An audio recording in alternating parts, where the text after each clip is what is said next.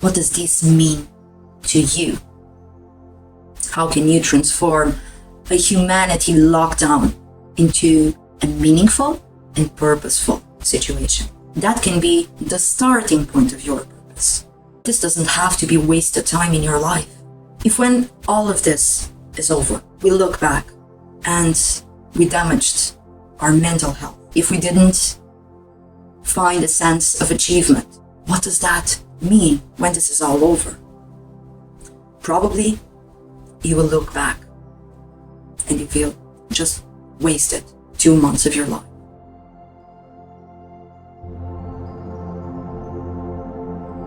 Hi guys, welcome to Connecting 101.life. I'm Alexandra Duque, an Integrative Clinical Psychologist, and I bring you this platform where you can learn and reflect and escalate your connection with yourself and with other people. So join me on this quest, and if you really want, please hit that button and subscribe. I'll see you soon.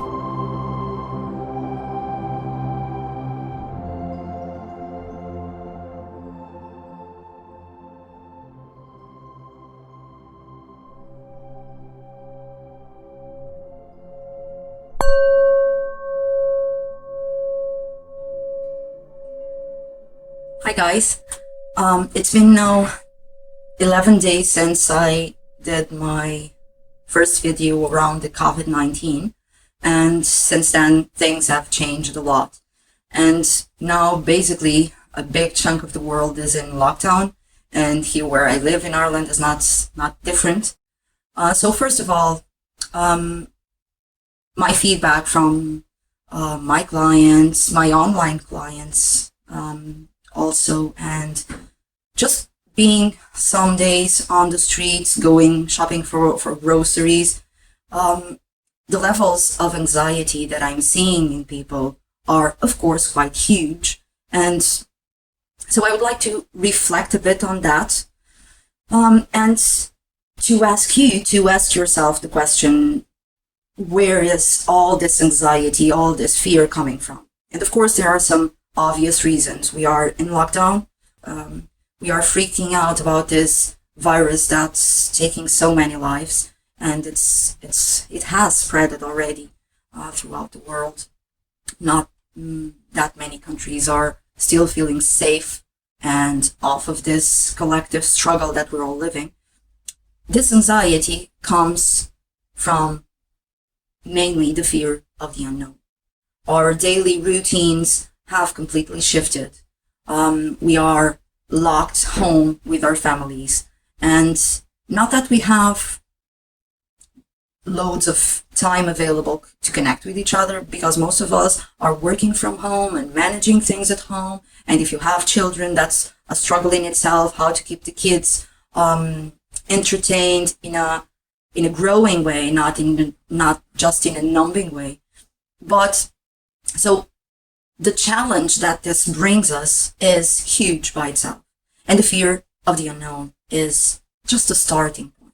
To manage all different things in our lives from home, to manage all the relationships that we kind of have at home, to not being allowed to just connect with other people, to have human touch. At this time, everything is changing. So my first piece for this emotional safety kit is acceptance. And you might laugh when I say acceptance, because how can we accept this situation? How can we resign to just staying at home and forgetting about our lives? So first of all, acceptance is not resignation. Acceptance is looking at things the way they really are. Not from our fears, not from our expectations, not from our wishes, but as they really are, without taking them personally. So this virus is not doing this to me personally. I know there's a lot of comments on the internet, social media, about how this is a way nature has to rebalance the world, and I have some sympathy towards that. But from a mental health perspective, that's not very helpful. And the reason why it's not very helpful is because we feel that we are being punished. So there we are, living our lives, and then Mother Nature comes and rips it all down because we've been naughty boys and girls, and we've not been doing our share to preserve the natural resources of the world. And despite many of you might agree with this, and there's a part of me that really agrees, the psychologist part of myself says, okay, let's slow down. To accept this, it's not necessarily to accept the punishment. If it is a punishment, if it would be a punishment, we don't have to accept that punishment in order to accept the situation. So if I wake up in the morning and I open my eyes, I see there's a beautiful sunshine out there, or not, or it's raining, and the first thought in my mind is, another day stuck at home. I'm not accepting the situation.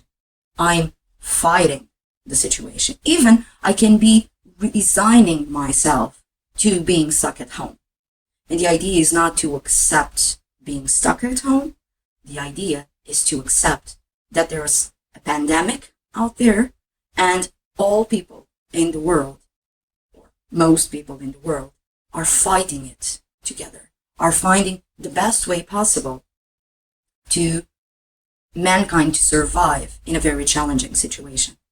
So this means that I'm not stuck at home.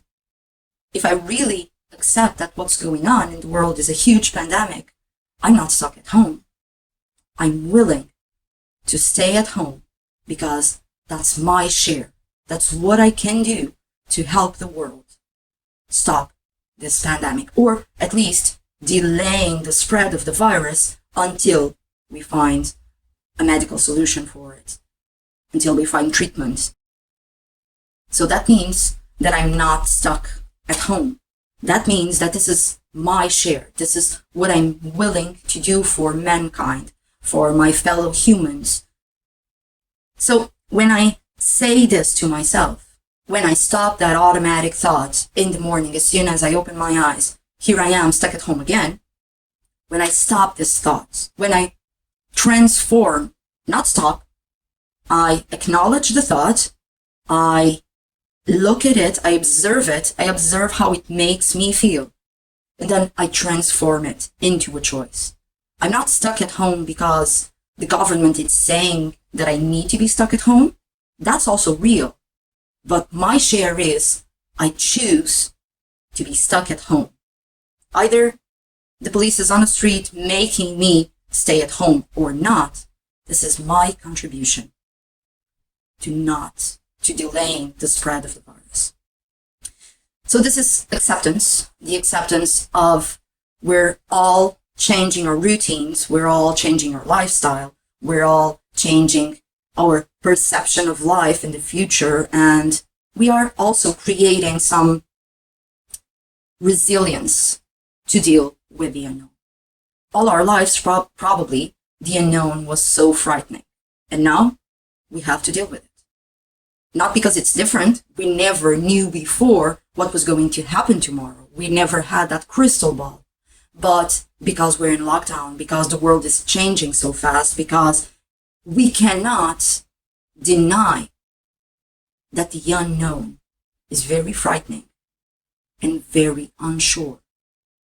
So that's what the situation is bringing to us. That's the main source of anxiety. It can be spread to financial issues. How am I going to manage my expenses if I lose my job or because I lost my job? How am I going to buy groceries? How am I going to restock if there's crazy queues in the shops? So all of that builds into this overwhelming fear of the unknown. So first the acceptance, and following the acceptance, the awareness. And the awareness is, first of all, self-awareness. And self-awareness is exactly what I was saying regarding our fears. So if I really listen to my fears, if I really pay attention to where those feelings are coming from, what do they mean? How are they challenging me? Does my anxiety come from the possibility or the reality of financial issues? or not being able to buy groceries because I'm afraid that all stores will be on lockdown also? Or am I afraid to be stuck again in the same house with my partner, my kids, my whatever member of my family? And we kind of have some relationship issues. So if I will be stuck at home with this person or these people, isn't that going to escalate to arguments all the time, fights, and so on and so forth? So first of all, where are my emotions coming from, and what do they mean? And where do I feel them in my body? Is there tension on my shoulders? Is my chest feeling tight? Is my belly ready to explode? What does that feel like to you? So first of all, again, acceptance that reality is just reality, not good, not bad. It's just the way it is. Then awareness of how my body feels and how am I feeling based on this reality, based on what's really going on in the world and what's really going on in my personal life. How does that reality affect my normal way of living? You see, our brains feel very comfortable when there's some familiarity. So if it's familiar, if I have a familiar routine, an everyday routine, I wake up in the morning, brush my teeth, have a shower, have breakfast, get off to work, do whatever I need to do, come back, have dinner, go to bed, maybe catch a series on Netflix or whatever. If that's my routine, my brain feels, okay, this is perfect. I feel safe. This feels familiar. But what this lockdown and this virus is bringing us is there's no possibility of routine. You're disrupting every routine. Even for people that are still going out to work, they don't have the same routine. It's impossible for them to have the same routine. They won't have the same type of clients, the same type of patients if we're talking about health professionals, which thankfully are still working and doing a wonderful job helping us all. But all our routines have changed. So the first reaction that our brain has is freaking out because this is not familiar. And what our brain tries to do immediately is to push us back to what's familiar. So, okay, I will be in lockdown for 2 weeks at least. So let's find something to do. Let's find another routine for me to be safe. And that can work quite well because now I have a new routine. It's just a 2-week kind of thing. But what's going to happen in the end of the 2 weeks if the expectation of it's just for 2 weeks is not met? Your brain will freak out again because it's not familiar again. And all that familiarity is based on a lie because, to be quite honest with you, we have no idea when the lockdown will stop, when we'll feel safe enough to go back to our lives, to go back to school, to go back to work. So when we acknowledge and we accept reality, we don't need to lie to ourselves. It's just the way it is. And then there's another important part, which is to live in the present moment. It's not that there's no place for planning. Planning is very important. I uploaded a meditation, how to tackle this anxiety or fear of COVID-19. So, and what I address in that meditation is exactly that. How can we plan and transform our fear of this whole situation? But if we live in the now, despite we still feel the need to plan, we are rooted on the present moment. And in the present moment, whatever you're doing, when you're choosing to do it, it's the most important thing in the world. If you're washing the dishes, that's your focus at the moment. If you're connecting with your kids, that's the most important thing. If you're working from home, this moment, I'm really focused on this. And this is the most important thing in the world.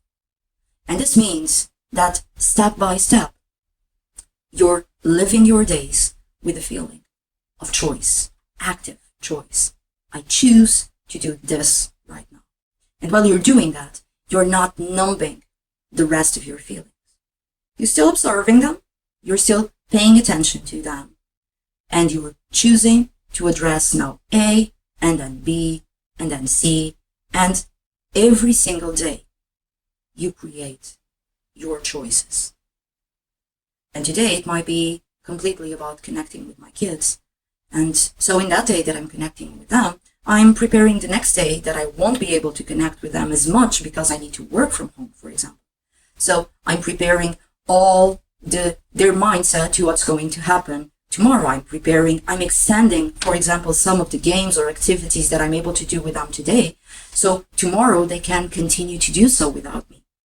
And that can be a quite useful strategy. But what's not helpful at all is to always be linking either with the past. Oh, I wish I was regretting every single day that I went to work, but now I really want to go back. That's not important. That's not where you are right now. You're here. Or, I really want to get to the time when this lockdown is over. You're not there yet. You're here.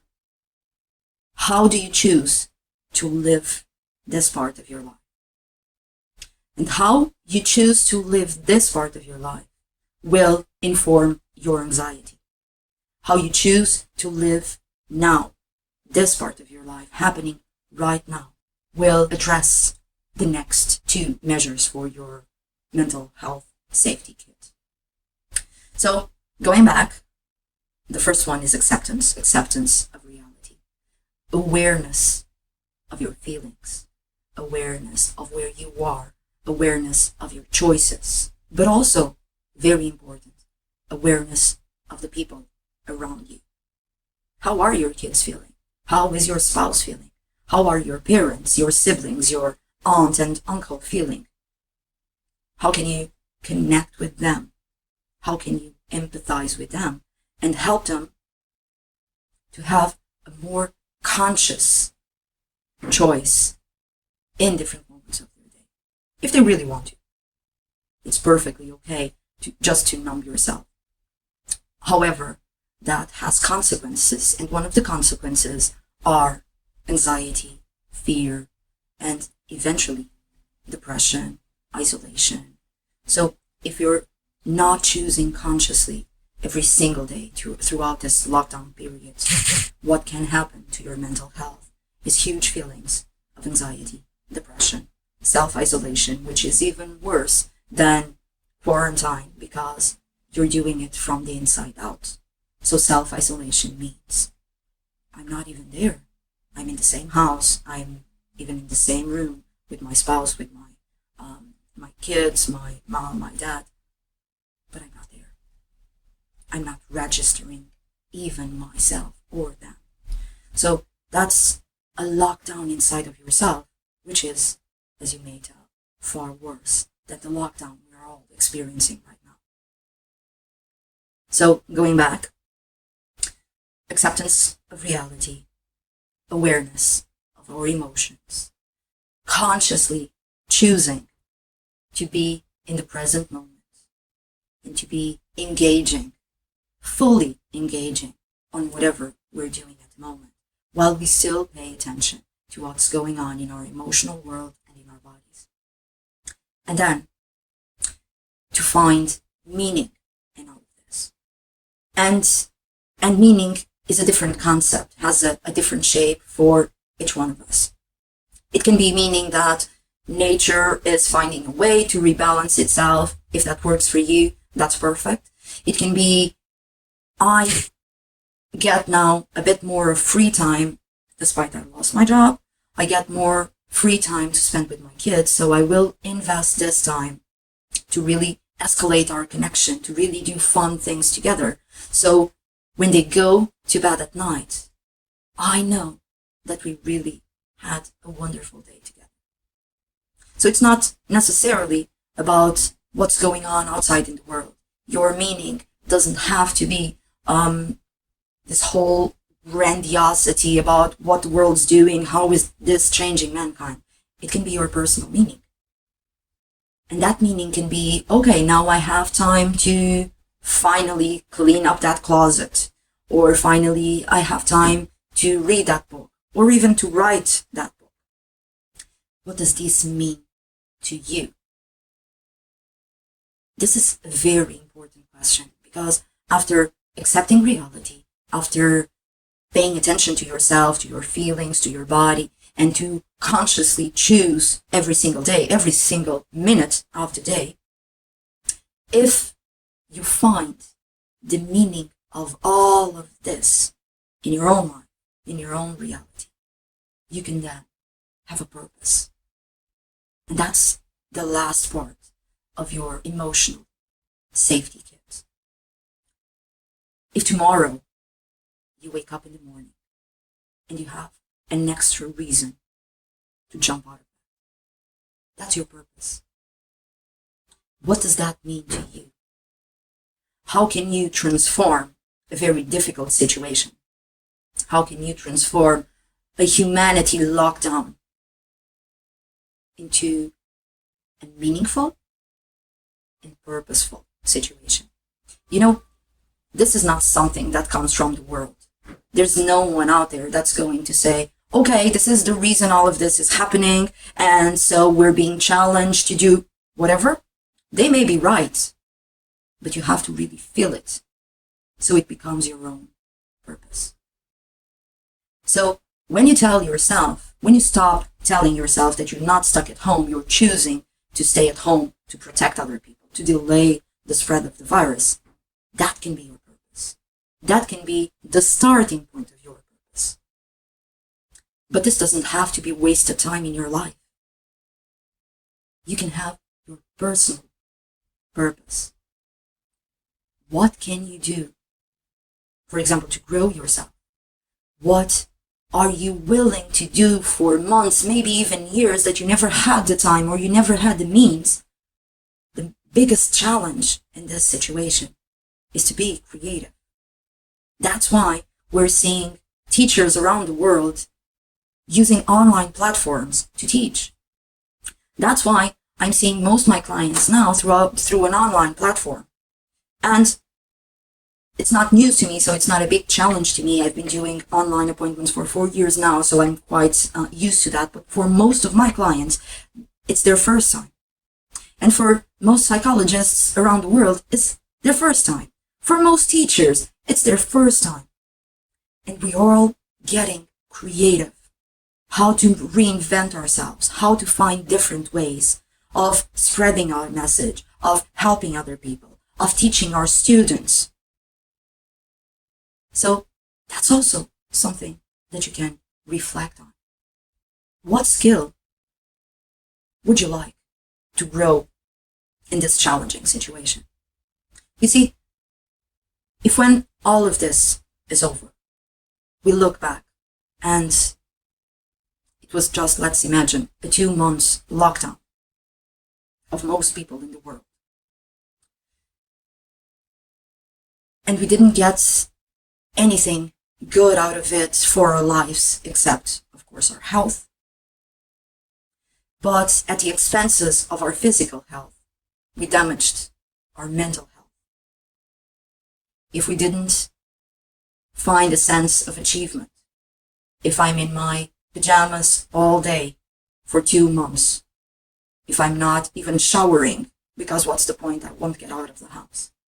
If all days are the same, if I don't know the difference between Monday and Wednesday or Saturday, what does that mean when this is all over?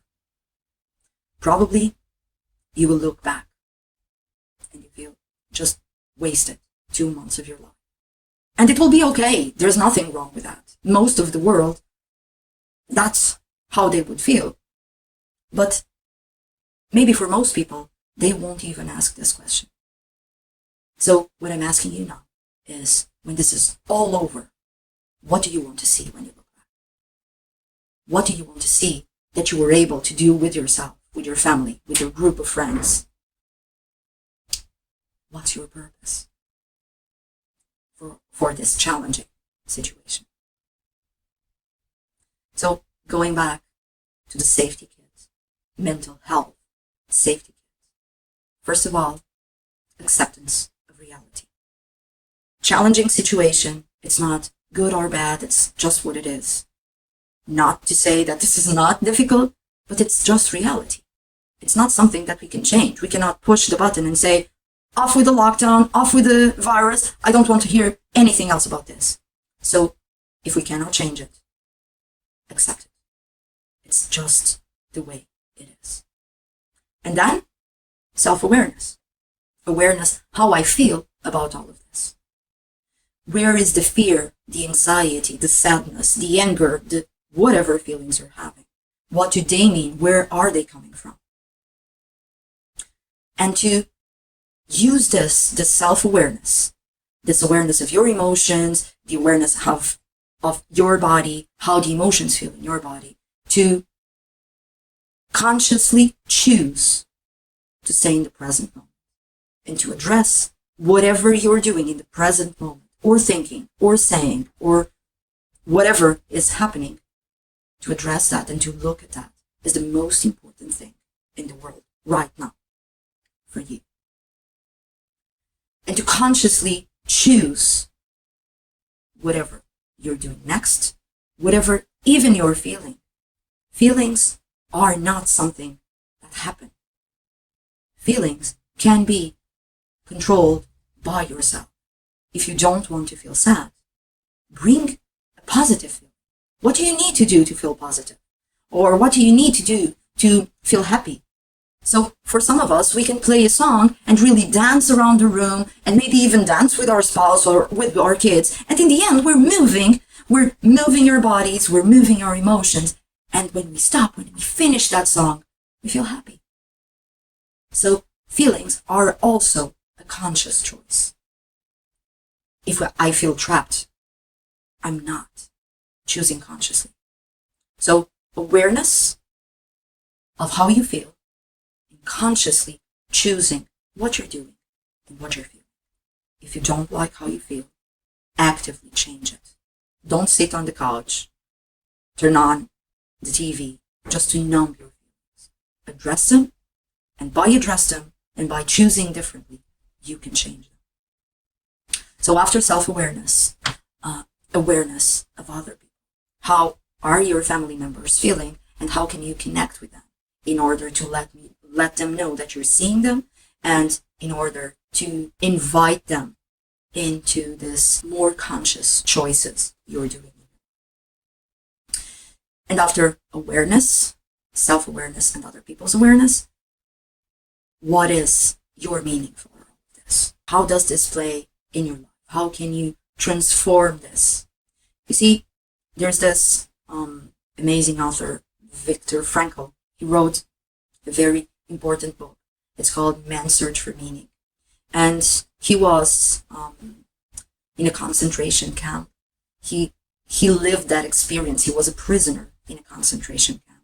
And throughout his miserable, difficult, challenging time, he found a way to reframe sufferings. I would say it's an important book to have on your bedside table in this challenging time for the whole world. So what he says in a nutshell is, if you find a way to give that suffering a meaning, the suffering ceases to be suffering. So that's another challenge to you. What does this mean for you? And then to grow from there to your purpose. Based on this meaning, based on this awareness of myself and this whole situation, what do I want to do with all of this? And then you have your conscious choice of purpose. Thank you so much for watching. Thank you so much for reflecting with me and allowing me to reflect with you. Until the next time we meet, please stay safe, both physically and emotionally. I'll see you soon.